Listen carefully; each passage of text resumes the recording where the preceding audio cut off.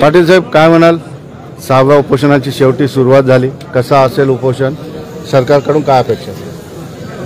सरकारकडून अपेक्षा तर आहेतच ना. शेवटी हे जनता सरकारकडून अपेक्षा करणार आहे. जर आज वर्ष होऊन गेले की हा समाज मराठा असताना आरक्षण दिलं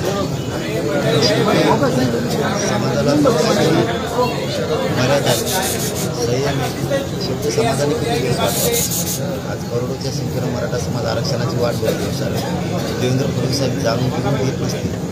शेवटी आम्हाला संघर्ष करावा लागणार आहे, जीवाची वाजे लावे लागणार आहे. आम्ही आता मनात घेतलं आहे की मराठा समाजाला सरसकट सगळ्यांना कुणबी प्रमाणपत्र मिळाल्याशिवाय हटायचं.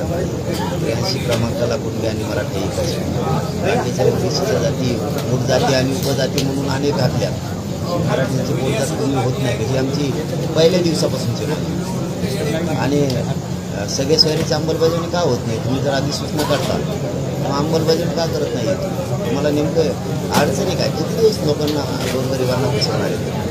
3ही गॅजेट, हैदराबादचं गॅजेट आहे, सातारा संस्थांचं आहे, बॉम्बे गव्हर्नमेंटचं आहे. हैदराबादचं गॅजेट तरी हैदराबादहून आणायचे, त्या संस्थांना त्या राज्यातून आणायचे. पण सातारा संस्थांचं आणि बॉम्बे गव्हर्नमेंटचं सरकारकडेच तरी तुम्ही लागू करत नाही. त्या सरकारी नोंदी असू इतका अन्याय का?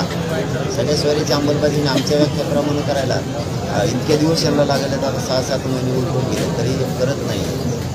ज्या मराठा समाजाची कुणबी नोंद सापडली त्या आधारावर मागेल त्या मराठा समाजाला कुणबी प्रमाणपत्र देऊ याच व्यासपीठावर शब्द दिला. न्यायाधीश पण होते त्या दिवशी, मंत्रिमंडळाचे मंत्री पण होते, सगळे लोक इथं होते त्यावेळेस त्यांचे सरकारी. मग तुम्ही तो निर्णय काय घेतला?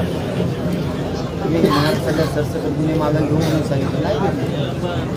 म्हणजे ही जी अडवणूक आहे मराठीची जाणून घेऊन मराठ्यांना त्रास देणं हे त्यांचं चाललेलं प्रकार योग्य नाही. कारण यात गोरगरीब जनतेनं त्यांना सत्ता दिली. मला आता राजकीय बोलायचं नाही, मी आजपासून राजकीय बोलणार नाही. त्यांचं म्हणणं आहे ना राजकीय भाषा वापरायला लागली. राजकीय भाषा पण त्याला द्या आरक्षण. आता तुम्ही म्हणताय अमक्याला फायदा झाला तमक्याला फायदा झाला, तुम्ही देणारच नसते लोकांना काय दोषी? दोष तुमचा आहे, तुम्ही देत नाही आहे. तसं होणारच. गावात एखादा सरपंच आहे कामच जर करत नसला लोक बदलून टाकतात त्याला. काय फायदा नाही म्हणजे त्याच्यापासून.